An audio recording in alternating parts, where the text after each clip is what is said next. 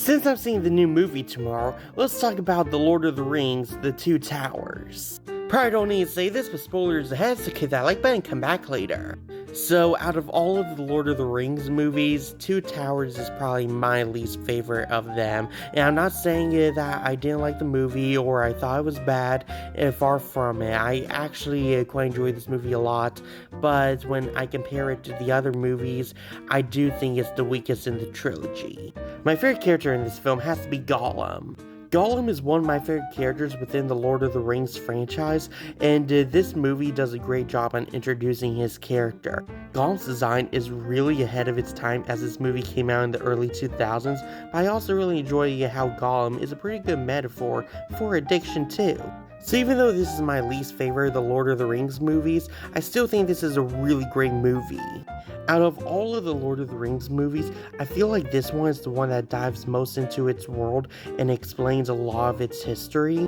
I also think that this is probably the funniest of the Lord of the Rings movies too. Like, I still get a pretty good laugh out of Legolas and Gimli's body count. My main complaints for this movie mainly come from how it feels like that some of these characters just stay in the same place for the longest time. One of the biggest issues to the Lord of the Rings movies is its pacing, and I just don't feel like that the pacing in this movie is all that great. It somehow feels like the longest of the Lord of the Rings movies to me, and that's saying a lot because The Return of the King is an over 4-hour movie.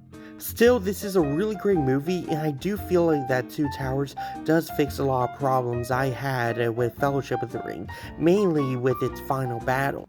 I mentioned before in my review for Fellowship of the Ring, I felt like that the final battle just kind of happened right out of nowhere, and there was barely any kind of build up to the final battle.